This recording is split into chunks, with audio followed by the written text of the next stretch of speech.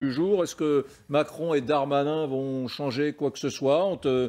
Sur la base de ce que... Alors, on n'est pas des pitis, hein, on ne voit pas l'avenir, mais est-ce que ça vous semble un plan sérieux pour lutter contre l'insécurité en France?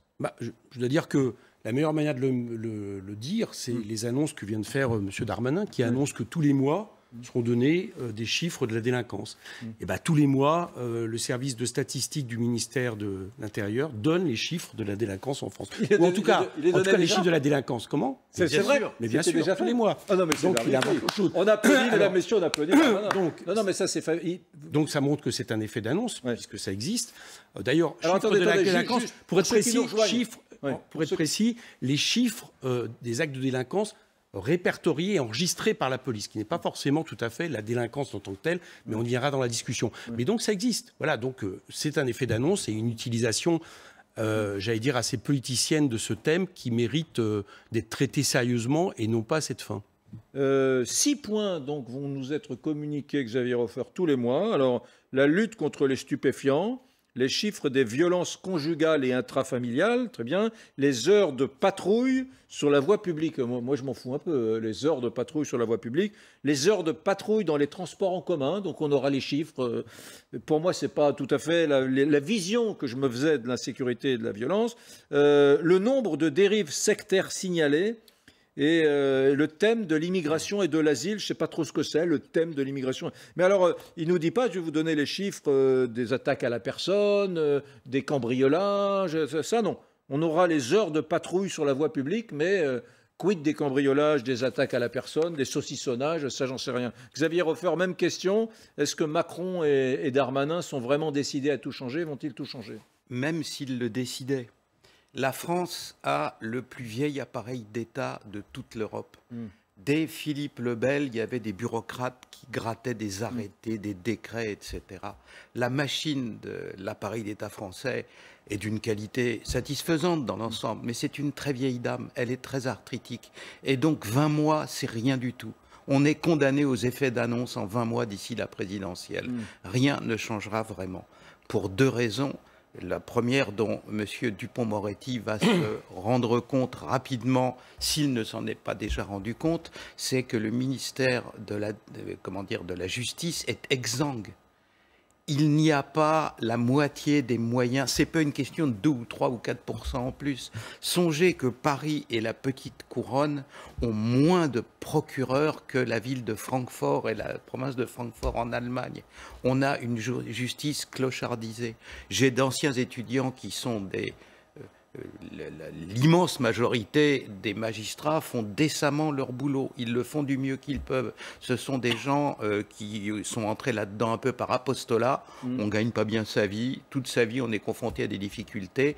Certains d'entre eux qui seraient à l'aise avec 30 ou 40 dossiers en ont 300. Souvenez-vous de la harangue, il y a 7 ans déjà, du général Soublet, numéro 3 de la gendarmerie, qui avait dit aux parlementaires qu'il y en avait marre à chaque fois que les policiers ou les gendarmes arrêtaient un délinquant, on le retrouvait le lendemain, était en liberté. Donc bon, d'ailleurs, il avait été sanctionné. Hein, il avait été sanctionné. Ce que vous êtes en train de me dire, c'est que le gros problème, c'est pas le laxisme de la justice, hein, je mets des guillemets à laxisme parce que... Mais c'est marginal. C'est marginal. Voilà. C'est le manque de moyens. Ah, total. Vous allez faire plaisir aux parlementaires, la France Insoumise qui est en face de vous. Parce que lui, il plaide depuis tellement de temps pour donner plus de plaide le renforcement de l'État, oui. Je ne suis pas là pour faire plaisir ou pour attrister quiconque. Je dis ce que je constate, vous voyez. Alors ça, c'est le premier point. Deuxièmement, il y a 2 baromètres importants en matière d'insécurité.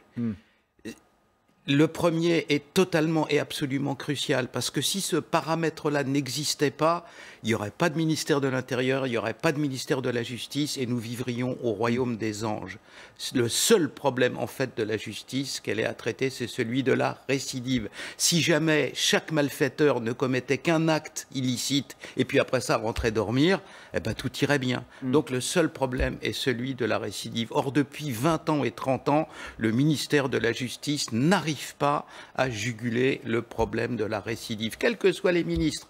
Il y a eu une espèce de grande crise. Il faut résoudre le problème de la récidive en 2004. Et alors tout le monde s'y est mis. C'était un ministère de la droite libérale à l'époque, hein, vous savez, Perben, tout ça, etc. Et à la suite de quoi... Qui s'engueulait, Perben, qui s'engueulait déjà à l'époque avec son ministre de l'Intérieur, qui s'appelait Sarkozy. C'est un grand classique. Déjà, oui. C'est un grand classique. Mais des fois, ça vaut mieux que l'unanimité un peu bêlante, etc. Donc ça, c'est pas ça le problème. Le problème, c'est qu'il y a eu cette espèce d'énorme coup de collier. J'ai les chiffres ici, entre 2005 et 2018, qui sont les dernières statistiques compilées totalement, la récidive légale, ça signifie quelque chose de très précis, la récidive légale a triplé en France. Entre 2005 et 2018, en 13 ans. Ça a triplé. Pour les crimes, et ça a augmenté de 118% pour les délits. Juste un petit mot. Je sais, oui, on me dit qu'en ligne, il y a beaucoup d'appels au 41 41 10 20. On y va dans une seconde. Alors, le deuxième point que je voulais... Le deuxième point, voilà. Le deuxième point que je voulais... Donc, la prise en charge de la récidive. La récidive. On n'y arrive vraiment pas. Deuxièmement, pour le ministère de l'Intérieur, le baromètre absolu. Celui qui dirige et qui devrait être à l'origine de toute l'évolution de la police, c'est le baromètre des vols à main armée.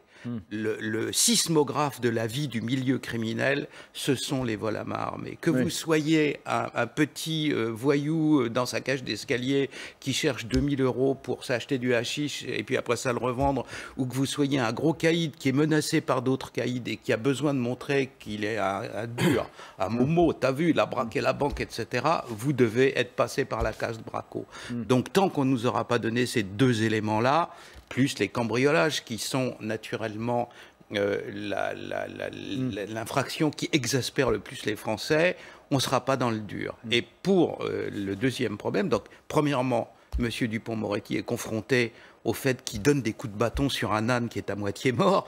Et M. Darmanin va avoir un gros problème parce qu'en matière de transmission des données criminelles, le ministre de l'Intérieur triche tant et plus. Savez-vous, par exemple... Comment le ministre de l'Intérieur triche? Pourquoi Non, les statistiques. Pourquoi elle triche les statistiques? Les statistiques, je vais vous donner un exemple. Ça fait depuis 2017... 2018, 2019, 2020, que la France ne communique pas ni à Europol ni à Interpol les chiffres du nombre des cambriolages en France, parce qu'ils sont affreux. Attendez, la France ne communique pas aux instances internationales, Interpol et Europol, les vrais chiffres, les chiffres des cambriolages. Et que le ministre de l'Intérieur triche d'une autre façon, quand il donne sa statistique une fois par mois, auquel monsieur le député faisait référence, eh bien, il ne donne que les statistiques des cambriolages des demeures privées, c'est-à-dire des appartements. Il oublie, il balaye sous le tapis tous les autres cambriolages. C'est-à-dire des bâtiments publics. Une mairie est cambriolée, une ferme est cambriolée, une résidence secondaire est cambriolée. Ces chiffres-là, qui existent dans la nomenclature générale qui s'appelle l'État 4001, ne sont pas communiqués par le ministère de l'Intérieur.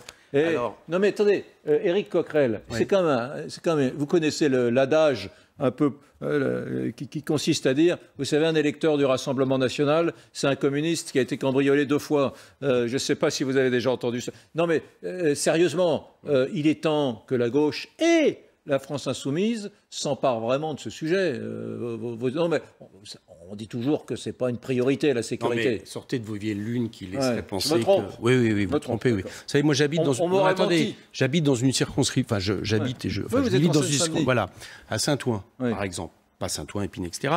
Où le trafic de drogue est une plaie pour les populations. C'est le moins qu'on puisse dire. C'est le moins qu'on puisse dire. Donc, je ne découvre pas la question des problématiques de l'insécurité. Par contre, ce que je demande... Pourquoi vous n'êtes pas les meilleurs? Pourquoi vous n'êtes pas super proactifs sur le sujet? Peut-être faudrait-il nous donner le pouvoir, la majorité, et on le saurait, parce que je ne souhaite pas que ce soit utilisé à des fins politiciennes, de division de la population, de stigmatisation, comme le thème de l'ensauvagement, d'une population en fonction de sa caractéristique sociale, ou de sa couleur de peau, ou de sa religion, mais que ce soit des choses concrètes. Je vous dis des choses concrètes, par exemple. Si on veut faire... Attendez, si on veut faire... Éric, je vous repasse le micro tout de suite. Vous savez très bien... À l'éclairage de ce qui s'est passé à Dijon avec ces bandes de Tchétchènes, etc., au mois de juillet, à l'éclairage de ce qui s'est passé chez Piolle à Grenoble, beaucoup de gens ont dit... Vous avez vu que ce clip était un montage. C'était un clip, bon, voilà. Enfin, avec des armes factices.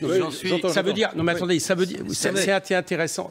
C'est intéressant, quand même. Moi, j'ai eu ici, à ce micro, ici, il y a quelques jours, Jean-François Copé de Meaux, qui est venu me dire, moi, quand j'ai été élu à Meaux, oublions les étiquettes politiques. J'ai fait un voyage à New York, j'ai regardé ce qui s'était passé à la fameuse théorie du carreau cassé il y a une vingtaine d'années, Giuliani, le maire de New York. Je suis rentré, j'ai mis autour de la table les directeurs d'établissements scolaires, etc. Comment on combat l'insécurité à Meaux. Et il disait à ce micro, statistiques officielles, avec des systèmes de caméras, avec une police municipale armée, nous sommes arrivés à diminuer par 2 la délinquance à Meaux. Pourquoi est-ce que la gauche ne fait pas ça? Ce n'est pas une mesure de droite de lutter contre l'insécurité. Je vais vous dire ce que nous ferions, et ce qui est fait depuis 2005, notamment avec M. Sarkozy. Parce que ce qui m'étonne un petit peu, c'est qu'on laisse penser qu'il y a une évolution laxiste de la société, etc. Il y a eu des transformations de la police. Par exemple. M. Sarkozy on a produit une.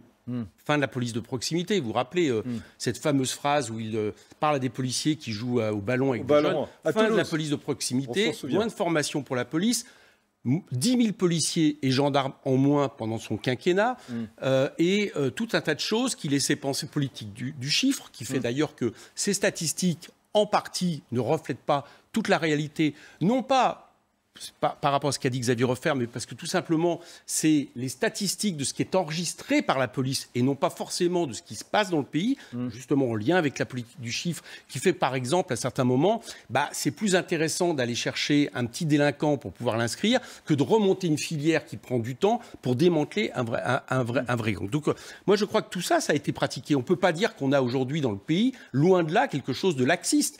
Regardez un peu comment se passe, par exemple, moi je considère qu'on a par exemple une police surarmée de manière globale. Donc ce vers quoi il faut aller, il faut revenir vers une police de proximité, déjà, pour la police de tous les jours, du quotidien, celle qui prévient, celle qui est avec la population et non pas qui vient de l'extérieur.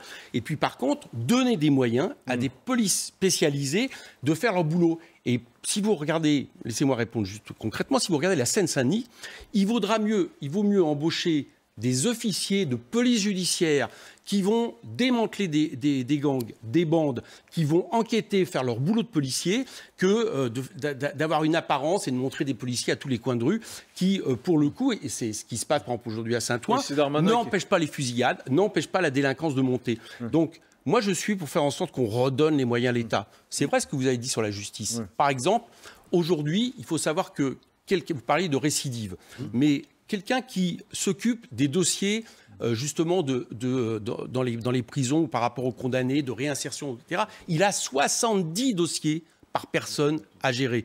C'est quelque chose d'impossible. Donc redonnons des moyens à la police, à la justice, et réorientons j'allais dire, la fonction de la police sur ce qu'elle devrait être, gardien de la paix pour l'ensemble de la population, et puis être capable d'avoir les moyens pour justement faire face à ce que j'appelle le banditisme ou la délinquance.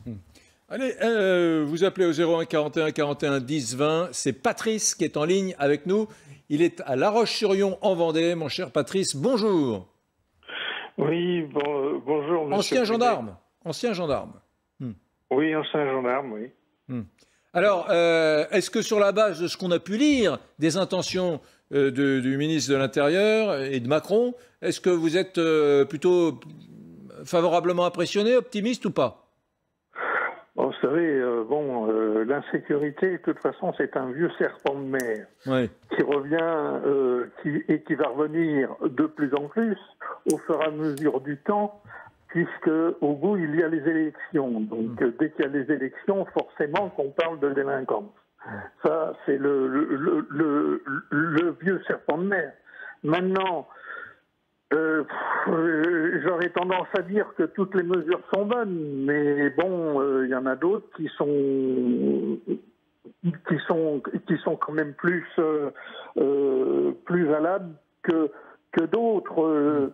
Je vois par exemple la politique du chiffre que l'on fait actuellement, qui est à mon avis complètement détestable.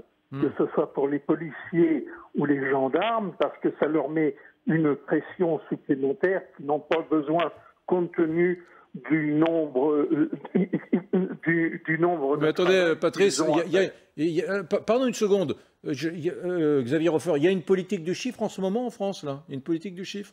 On essaye de la réinstaurer. Quand on veut venir tous les mois à la télé pour parler des résultats, ça consiste à donner des chiffres. Non mais attendez, on est quand même... il est normal qu'on évalue les politiques publiques. Il est normal que le contribuable français qui finance quand même les forces de sécurité dans ce pays, la gendarmerie, la police, etc., ait quand même des indicateurs concret. La politique du chiffre, c'est pas vulgaire. La politique qui consiste à dire, chers amis, les forces de police aujourd'hui, ce mois-ci, cette année, ont été efficaces et nous progressons. Enfin, c'est comme ça.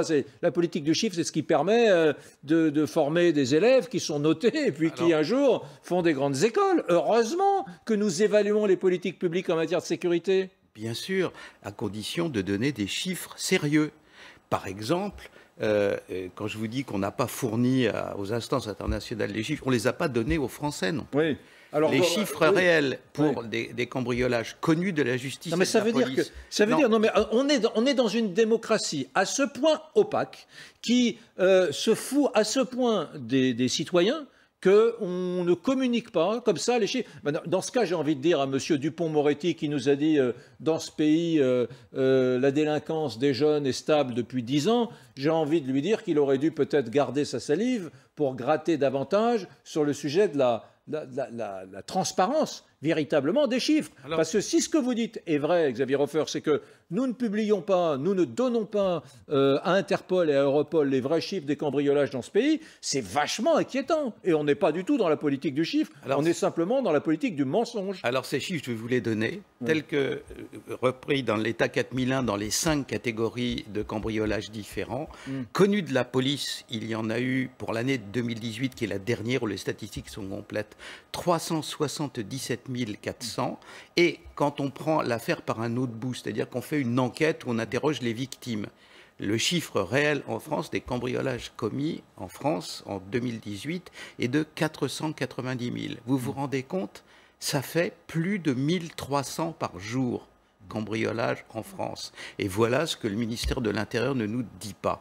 Pour reprendre les propos de monsieur le député aussi, un point important, c'est que tout ce qu'il dit est vrai, mais naturellement, sauf sur un point précis du territoire, qui est les zones hors contrôle. Il y a des centaines de territoires sur le sol de la République où la police et les gendarmeries ne foutent plus jamais les pieds. Ou alors pour des affaires coup de poing et ils ressortent 2 heures après. Dans les zones en question, il y a 80% du deal, c'est la fameuse cité Mistral. Je ne suis pas d'accord avec vous, monsieur le député.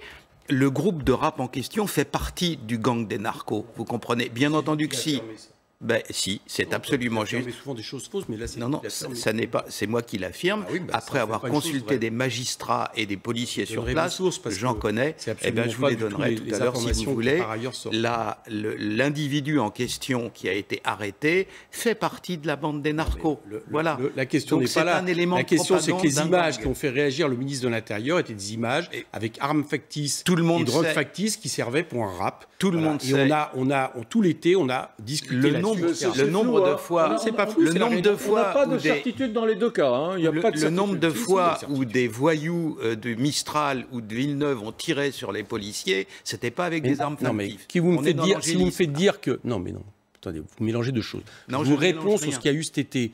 Bien sûr qu'il y a des fusillades, je ne vous contredis pas. Attendez, et donc il y a des zones hors contrôle. Je vous dis simplement que par rapport à cet été où on avait l'impression qu'on était au bord de l'explosion à partir d'images qui étaient celles d'un clip qui était factice. Ouais, c'est tout ce que je dis. Le procureur de Grenoble l'a dit il y a 3 ans. Grenoble, c'est le Chicago français. Mais je vais vous dire, attendez, il y a des fusillades. Il y a des fusillades. Non mais j'ai pas dit ça moi. J'ai pas dit ça. Mais par contre, je suis en désaccord avec vous sur l'idée de globaliser comme ça. Je ne globalise pas. Parce que derrière ça, c'est la théorie de l'ensauvagement. Je sais que vous avez écrit la préface d'un livre sur ce sujet, mais qui laisserait penser qu'on a des zones comme ça, une espèce d'ennemi intérieur en France qui existerait, qui serait en plus très souvent, là, Madame Le Pen hier a surenchéri avec les barbares, encore une fois déterminé par une classe sociale ou une couleur de peau. C'est les fameuses classes laborieuses, classes dangereuses. Au début du XIXe siècle, on nous a fait ça. Je pense que cette image globalisante qui, j'allais dire, est souvent une image de classe qui ne règle rien, parce que justement,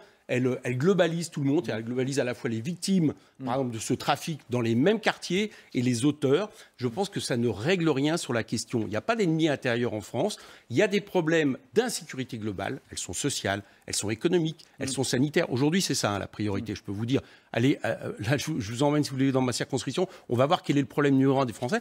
Elles existent aussi en termes de sécurité et elles ont la même origine. C'est que depuis une trentaine d'années, on a affaibli l'État. D'accord ? On a fait en sorte que, par exemple, le marché, y compris la privatisation de moyens de sécurité ou la municipalisation de moyens de sécurité, avec lesquels je ne suis pas d'accord parce que ça donne les États-Unis à la fin, prennent le pas sur, j'allais dire, des fonctions régaliennes au service d'un État qui assure à tous l'égalité en termes de sécurité, quel que soit le type de sécurité.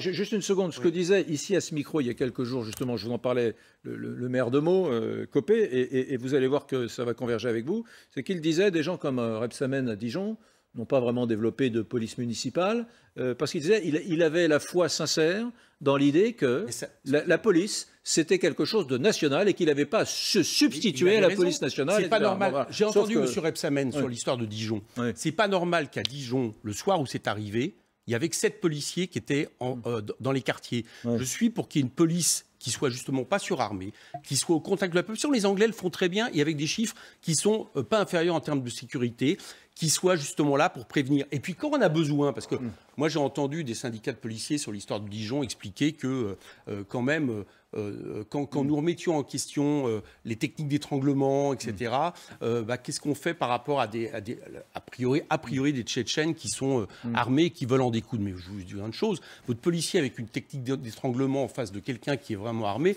il fera rien de mieux qu'il ait la technique ou pas. Là, par contre, à partir de là, il faut effectivement des forces spécialisées qui interviennent. Donc il faut les deux. Il faut faire en sorte d'avoir le retour à une police de proximité, mettre le nombre, le retour à une justice qui permette justement à la fois de régler les questions, c'est-à-dire de ne pas laisser penser aux gens qu'il y a des choses impunies, mais qui permettent aussi la prévention et la réinsertion, et à la fois, quand c'est nécessaire, des services de policiers spécialisés qui interviennent quand ils ont affaire à une violence extrême. Voilà ce qu'il faudrait et ce qui n'a pas été fait depuis une trentaine d'années. Dans les secteurs en question, ils ne le peuvent pas et ils ne le font pas. Vous êtes vraiment un peu culotté de parler d'absence d'ennemis intérieurs, alors que ce sont justement dans les mêmes secteurs que sont apparus les groupes djihadistes. Je sais bien que c'est des hybrides. Vous avez très longtemps, monsieur. Mais non, mais je ne demande pas d'analyser ma pensée à moi, je vous demande de dire la vérité. Votre carrière plutôt. Donc, vous dites voilà que ce sont dans les mêmes zones que sont apparus les groupes djihadistes et que naturellement il n'y a pas d'ennemis intérieurs, il y a des criminels qu'il faut punir, ce que la gauche fait très peu. Dans les premières années où il est arrivé au pouvoir, la criminalité a explosé. Souvenez-vous, Badinter, on nous refait le même coup avec Dupond-Moretti maintenant, l'angélisme. Mais non, c'est ça qui se passe. Vous avez vu Marine Le Pen qui dit que c'est Dupond-Moretti, c'est Taubira Empire, expression tweetée par... Elle dit ce qui lui fait plaisir. Il n'y a aucun chiffre qui montre cette évolution. Attendez les amis, y compris dans vos bouquins que vous avez faits, qui montre qu'en réalité les choses sont beaucoup plus compliquées. Je n'ai pas résisté. Donc ça répond à votre idéologie, ça ne répond pas à des faits concrets. Donc ça n'aide pas à les résoudre. Non. Coquerel, Roffer, une seconde, je n'ai pas résisté au plaisir de vous replonger dans la douce nostalgie des années Sarkozy. Regardez l'ancien président de la République, c'était l'époque où on parlait de la politique du chiffre, où on disait ça y est, c'est parti, la politique du chiffre, souvenez-vous. Jean-Pierre Raffarin nous a fixé un objectif d'une baisse de 20% d'ici à 2006. Pour 2004, cela veut dire une nouvelle baisse de l'ordre de 3 à 4%. L'année 2003 connaît une baisse franche et incontestable de la délinquance.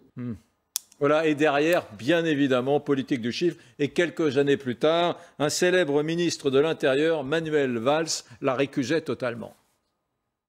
Ni angélisme, parce qu'il y a des réalités que je connais très bien, ni politique du chiffre qui ne correspond pas à ce qu'il faut faire, mais évidemment des résultats. Mais moi, je ne rentrerai pas dans les polémiques et dans les manipulations de la statistique.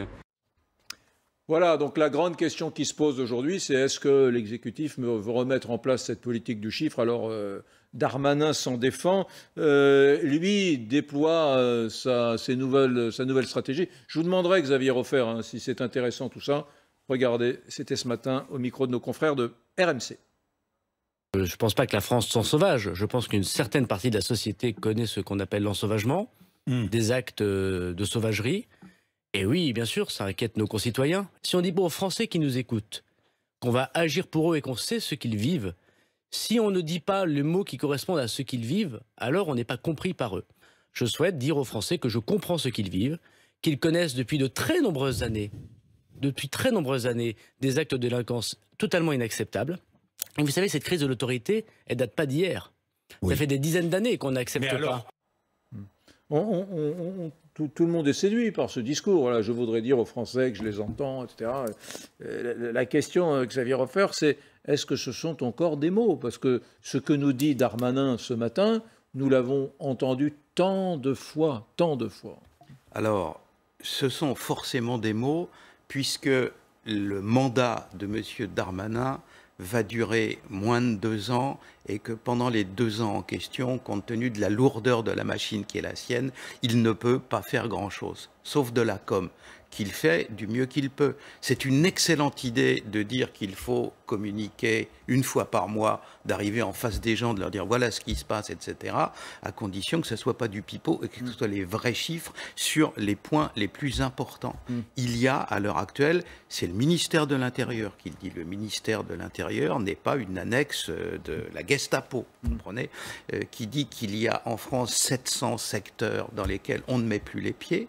Il les appelle, pour les plus graves d'entre eux, qui sont une centaine, des secteurs en sécession. C'est le langage qu'avait employé à l'époque, quand on a découvert ça dans les quartiers nord de Marseille, le président socialiste du conseil de PACA, du conseil régional de PACA, les zones en sécession. C'est grave, la sécession. Vous vous souvenez, la guerre de sécession. Bon, alors ce ne sont pas des choses anodines.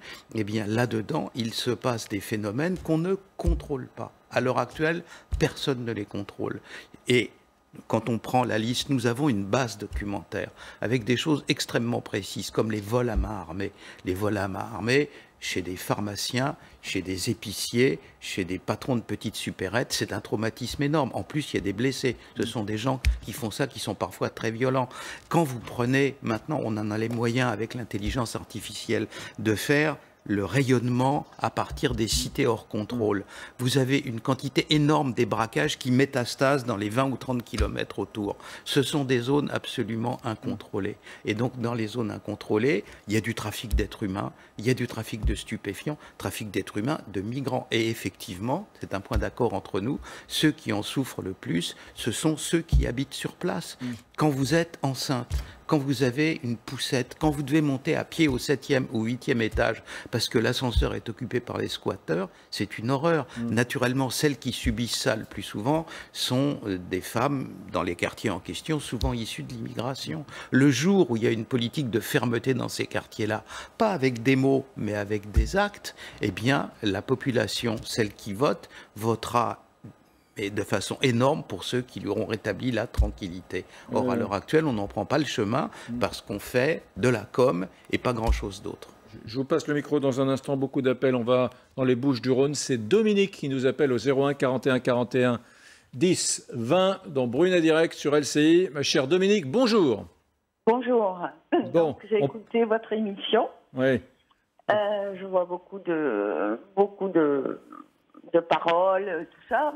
Moi, personnellement, j'habite un petit village, mais auparavant, j'ai habité des grandes villes et je ne vois pas la délinquance s'aggraver. Je pense que ça vient aussi du maire et de l'accord qu'il y a entre la gendarmerie et la police municipale. Et les gens se sentent en sécurité. Il y a quelques années auparavant, il y avait des cambriolages, il y avait tout ça.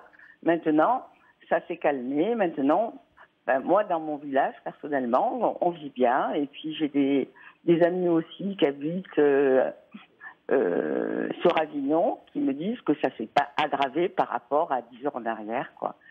Donc, c'est vrai que les chiffres, je pense qu'il y a des événements qui sont beaucoup plus frappants puisqu'on les commente, alors qu'avant, on n'en parlait pas puisqu'il n'y avait pas les mêmes médias, il n'y avait pas tout ce qui est Facebook et Twitter. Donc vous, votre sentiment, c'est que dans les Bouches-du-Rhône et dans le Vaucluse et à Avignon, dont on parle beaucoup à Avignon en matière c'est que les choses ne se sont pas aggravées ces dernières années. Pas vraiment, non. En plus, moi, j'avais un ami qui était commissaire sur Avignon. et qui me disait que les chiffres à l'époque, eh ben, les chiffres, on ne donnait pas les vrais chiffres parce qu'on avait des ordres. Alors je pense que maintenant, les choses, on les voit beaucoup plus, on en parle beaucoup plus, alors qu'avant, on les cachait. Voilà. Réaction ? Je pense... Comment ? Non. Restez avec nous, Dominique. Je voudrais que mes invités réagissent. Éric Coquerel. Je remarque que c'est la deuxième personne qui vous fait à peu près la même réflexion. Tout à l'heure, c'était dommage, vous l'avez arrêté, c'était un gendarme, c'était intéressant. J'aurais aimé qu'il vous explique que c'était la politique du chiffre dans la police, qui n'est pas le fait de donner des chiffres, mais qui est le fait d'orienter une action policière en fonction de pouvoir donner des chiffres importants qui ne correspondent pas forcément avec l'efficacité de la police. Mais je réponds par rapport à cette question. Ce que je crois, c'est qu'il faut être capable de dire les deux choses. À la fois, oui, il y a un problème, je vous le dis, d'insécurité globale dans ce pays. Et ça serait, j'allais dire, tromper les choses de ne pas le nier. Quand vous avez, par exemple, une partie de l'économie souterraine de départements, de villes qui fonctionnent sur la drogue, par exemple, inévitablement, ça crée une situation qui n'est pas normale pour les populations. Bon, qui d'ailleurs, très souvent, je vous donne un exemple, est lié aussi avec le recul de l'État sur des questions de solidarité sociale, etc. Je reprends, par exemple, l'exemple, ça va vous étonner, mais l'exemple à Saint-Ouen, ce qu'on appelle les guetteurs, qui sont des jeunes très souvent embauchés pour guetter. En même temps, à certains moments, ils remplissent des fonctions d'aider, par exemple, la population à certaines choses. Pourquoi ? Parce que l'État a reculé par rapport à ça. Donc, bien évidemment, ça produit des choses. Ça produit des choses. Et oui, parce que les choses ne sont pas si simples. Donc, ça produit des choses anormales. Mais cette situation-là, d'un autre côté, c'est vrai de dire que régulièrement, avant les élections, on reprend ce thème-là, parce que d'abord, ça évite de parler des autres. La question du chômage, la question du fait de ne pas avoir mis tout l'argent nécessaire dans les hôpitaux publics, etc. Et puis, deuxièmement, ça divise les Français. Moi, j'aime pas tous ces termes, sécession, séparatisme, tout ce qu'on veut nous dire, qui laisserait penser, encore une fois, qu'il y a une division, qu'il y a quelque chose qui est inhérent quasiment par rapport à une caractéristique sociale ou une couleur de peau ou l'immigration qui revient très vite, qu'importe d'ailleurs que les gens soient là depuis plusieurs générations. Donc ce que je dis simplement, c'est que les deux sont vrais. Il ne faut pas dénier le fait, et moi je ne crois pas que ça soit, comme ça a été dit, l'arrivée de la gauche. En plus, tous les chiffres montrent l'inverse, parce qu'il y a eu des reculs depuis une trentaine d'années, à certains moments des augmentations qui ne correspondent pas forcément au fait que ça soit la gauche, entre guillemets, qui gouverne. Par contre, ce que je crois, c'est que le néolibéralisme a affaibli effectivement l'État de manière globale. Et que quand vous avez du chômage qui augmente, quand vous avez des services publics qui sont de plus en plus effacés, quand la République n'assume plus son rôle qui est de permettre l'égalité de tous sur un territoire, en faisant en sorte de fournir les services publics, tout ce qui ressort du bien commun à ces populations, y compris donc la question de la sécurité, eh bien tout ça est problématique. Pour moi, c'est ça qui est en jeu. Donc à la fois, arrêtons cette instrumentalisation qui est vieille comme le monde, vieille comme le capitalisme, qui vise à pointer du doigt les classes populaires comme étant quasiment un ferment global d'insécurité. Mais on ne parle pas du tout des classes populaires. Donnons les moyens. Si vous le faites très souvent. Donnons les moyens. Écoutez, j'ai lu vos bouquins, vous donnez très souvent, avec des fausses statistiques très souvent par rapport, qui changent selon les pages. Mais ça, vous voulez que je vous dise, donc vous en êtes la spécialité politique. Donc par rapport à ça, prenons les choses au sérieux. Voilà. Si on veut parler de police, redonnons les moyens à la police, sans en faire un objet de répression sociale.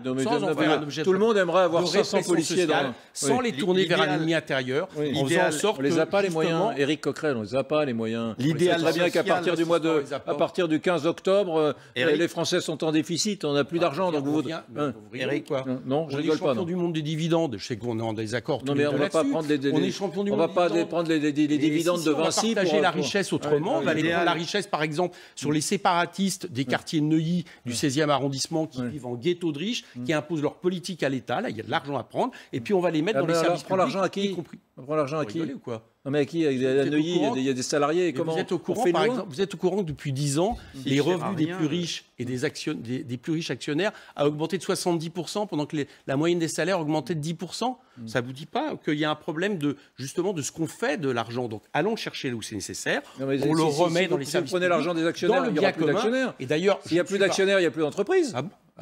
Non, s'il n'y a plus de travailleurs, il n'y a plus d'entreprise. Les actionnaires. S'il y a plus moi je peux qui crée les entreprises ? Je peux très bien vous montrer qu'on fait une société. Non, actionnaires qui fonctionnent. S'il n'y a plus d'actionnaires, il n'y a plus d'entreprise. S'il n'y a plus d'actionnaires, il n'y a plus d'entreprise. Des entreprises de services publics nationalisées, des coopératives. Moi j'aimerais. Éric Coquerel, moi j'aimerais qu'il y ait un CHU dans chaque commune de France. Ce que je dis simplement, c'est que l'argent existe. La preuve d'ailleurs, c'est que vous remarquerez que l'État en ce moment face à la crise du Covid, est capable à un moment donné de contourner ces fameuses règles sur le déficit, de mettre de l'argent, je le regrette, sans contrepartie dans les entreprises.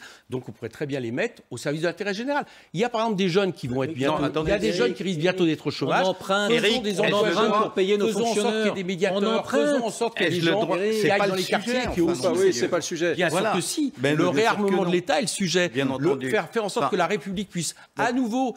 Vous acceptez de laisser parler les autres ou vous allez la user jusqu'à la fin de l'émission? Bien sûr que c'est le sujet. Nous sommes dans le sujet certainement et entier. L'idéal de M. Coquerel, c'est un pays qui a fait exactement tout ce qu'il souhaite depuis 30 ans, d'inonder de social, de pognon, avec 10 fois plus d'argent qu'on n'en aura jamais. C'est le Venezuela et dont le résultat est une catastrophe absolument incommensurable. Je sens l'ancien militant d'Occident qui revient à la surface. Vous avez quelques amitiés jadis avec le Venezuela. Je parle de... Pas vous, je parle de... Mais j'ai défendu le régime de M. Chavez. Parce qu'il y a voilà, exactement. Mais moi, je l'assume. Alors, Occident, vous l'assumez? Bien entendu, j'ai été militant. Bien entendu. C'était il y a 50 ans. Raciste, de radoter. Certainement pas. Il y avait M. Brasillac pour modèle. Si, c'est intéressant, ça éclaire assez ce que vous dites aujourd'hui. Certainement pas. Si vous l'assumez, c'est très bien. Arrêtez de vivre dans 50 ans en arrière. Occupez-vous de ce qui se passe aujourd'hui. C'est pas très vieux. Vous savez, un parti fasciste et raciste. Entendu, c'était certainement pas ça. C'était un parti nationaliste et c'est totalement autre chose. Ça vaut aussi bien que d'être bolchevique. Les gens qui nous regardent, allez voir ce qu'était Occident. Voilà, très bien. De même que ce que vous étiez il y a 50 ans. Alors, est-ce qu'on pourrait revenir des pires auteurs de génocide? Oui, c'est ça. Il n'y a pas de souci. Quand vous étiez souteniez des régimes génocidaires. Il y a eu des ministres qui étaient des anciens d'Occident. Voilà. Donc voilà. Mais je suis pas sûr qu'en face de vous, ils auraient dit qu'ils assumaient ce qu'ils avaient fait à Occident. J'en suis pas certain. Bien sûr que si. Il faut avoir un peu de courage dans la vie. Ça éclaire pas mal votre idéologie, vous en conviendrez. Mais ce que j'étais il y a 50 ans et ce que je suis aujourd'hui, vous n'arrêtez pas de dire en matière de justice que le condamné d'il y a 25 ans n'est pas celui qu'on condamne aujourd'hui. Vous m'auriez dit c'était une erreur de jeunesse et de choses, mais là vous dites vous assumez. Bien entendu. Je n'ai pas à me justifier devant vous de ce que j'ai fait il y a 50 ans. Voilà. Vous savez, il n'y avait pas pire antisémite que Karl Marx, donc... Les amis, bien sûr, bien entendu. Je veux bien qu'on fasse ce débat des anciens d'Occident. C'est toujours intéressant d'éclairer ce que dit des mais non, mais ça n'est pas les chiffres qu'il présente, souvent truqués, en fonction de son idéologie. Donc, je suis très content d'entendre M. Xavier Roffer. Aujourd'hui, Roffer est un criminologue connu et directeur d'études au CNAM. Donc c'est à ce titre-là qu'il est invité et pas un ancien d'Occident. Voilà. Donc ce que je voulais dire, moi, c'est la chose suivante. C'est que, bien entendu, les politiques en matière de sécurité de la gauche ont échoué et ne font qu'échouer dans l'avenir parce qu'ils radotent toujours les mêmes doctrines depuis là vraiment un demi-siècle et que partout où ces techniques-là ont été mises en pratique, elles ont conduit à des échecs énormes. En plus de ça, l'ignorance se substituant au radotage, vous dites que ça marche bien en Angleterre. L'Angleterre est au milieu de la pire crise criminelle depuis les 30 dernières années. Essayez de lire un petit peu les journaux britanniques et vous verrez. Encore avant-hier, il y a des gens qui ont été poignardés. On appelle ça la ville de Londres maintenant, la capitale des coups de poignard. Comment? Quels journaux britanniques? Non, parce que vous faites souvent à partir de... En France, vous faites ça souvent à partir de journaux très orientés. Donc je vous demande quels journaux britanniques. Eh bien, le Guardian sont pleins. Je vous demande quels journaux britanniques. Le Guardian, le Daily Mail et un certain nombre d'autres. Je n'ai pas l'impression que l'insécurité de tous les jours soit plus importante en Angleterre, mais c'est un autre sujet. Bien sûr que si. Et je vais même, au niveau européen, me permettre de vous donner quelques chiffres qui montrent le niveau absolument catastrophique dans lequel en est la France aujourd'hui par rapport à ses voisins. La France a 4 pays voisins. Dupond-Moretti a menti quand il a dit que la délinquance des jeunes était stable depuis 10 ans? Alors évidemment, il a menti, ou alors il ne sait pas, le pauvre, parce que dans la réalité des faits, ceux qui devraient être arrêtés, qui sont les malfaiteurs juvéniles, ne le sont jamais. Voilà, vous avez des émeutes tous les jours dans les cités dont M. Coquerel dénie l'existence. Des émeutes tous les jours, avec des voitures qui brûlent, avec des blessés, avec des policiers agressés. On tire sur eux des dizaines de mortiers d'artifice qui sont beaucoup plus dangereux que les balles en plastique qu'on tire sur les malfaiteurs. Ces choses-là, naturellement, la gauche préfère ne pas en parler. Mais à partir du moment où on va voir ce qui se passe dans ces quartiers, à la fin de tous les communiqués de la préfecture et d'autres quand ça revient après ça à la surface, quand on fait des communiqués, on lit « il n'a été procédé à aucune arrestation ». Pourquoi? Parce que dans ces quartiers-là, on ne le peut pas. Deuxième problème, les mineurs non accompagnés, qui sont en partie et sans doute en majorité des prédateurs extrêmement dangereux et de faux mineurs la moitié du temps, ils sont relâchés immédiatement. Dans ces conditions-là, à partir du moment où on n'arrête pas, où on ne garde pas en prison les auteurs de ces méfaits, effectivement, ça n'augmente pas. Le syndicat des commissaires de police, le syndicat des commissaires de police, c'est même insultant par rapport à tous les policiers, ils sont là, les policiers. Attendez, les amis. Qui notamment, c'est Grégory Joron, critique à leur faire, mais c'est pas celle que vous êtes en train de faire. S'il vous plaît, Grégory Joron est avec nous. Pas parce que Grégory Joron est avec nous. Je vous repasse le micro dans une seconde. Il est de SGP Police Force Ouvrière. Merci d'être au téléphone avec nous.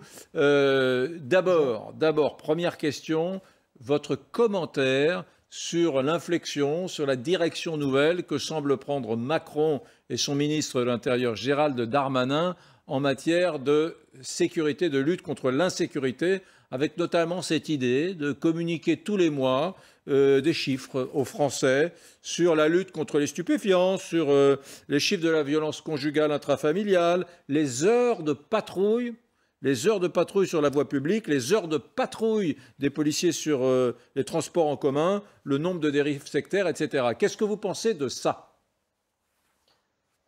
Je vais peut-être commencer par une phrase de Churchill. Moi, les statistiques, je suis un peu pareil que lui. Je ne crois qu'en celles que je viens de falsifier. Ça, c'est Goebbels. C'est Goebbels. Sur un toit. Mon ami David Guiraud l'a répété, c'est Goebbels à propos de Churchill. Ouais, c'est Goebbels qui faut arrêter de dire ça parce que je vous assure, non, mais je vous l'assure, c'est mon ami, je crois que c'était sur un plateau LCI il n'y a pas longtemps, d'accord, c'est Goebbels à propos de Churchill. Donc révisez vos sources, arrêtons de répéter des choses comme ça qui faisaient partie de l'idéologie nazie. Je dis pas que c'est ce que vous faites vous, hein, mais de grâce, arrêtez de citer Goebbels à la télé. Le terrain de force de la gauche donnait des leçons à tout le monde. C'est important.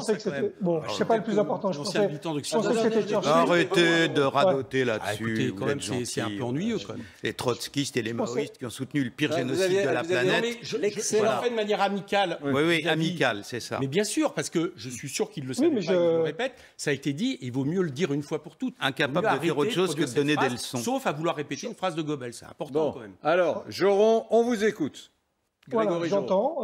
Merci pour la minute culturelle. Du coup, je ne le referai plus, monsieur.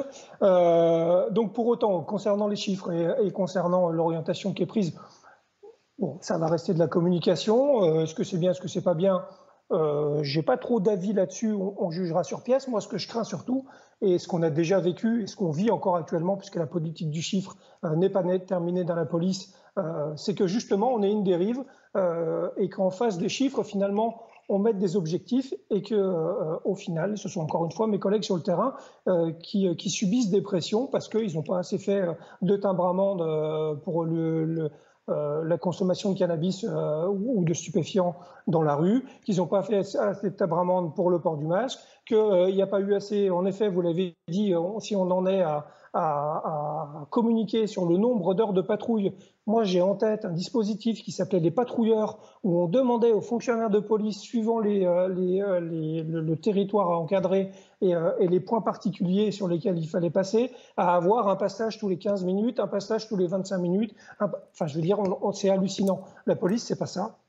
La police, c'est avant tout la gestion de l'humain, c'est avant tout des policiers qui doivent avoir un libre arbitre sur le terrain, et j'ai peur qu'on infantilise mes fonctionnaires. Ces gars-là, sur le terrain, souvent, ils ont un dixième de seconde pour prendre la bonne décision, une décision qui va ou engager la protection de leur vie ou celle d'autrui.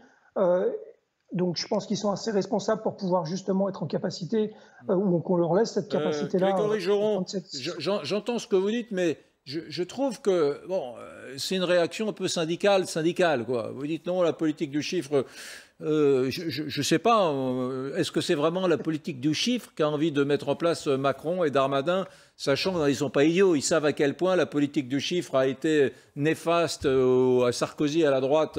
Voilà. Est-ce qu'aujourd'hui, imaginez qu'il puisse y avoir, je me fais l'avocat du diable, un point avec les Français tous les mois sur lesquels on donne quelques éléments statistiques qui montrent un petit peu...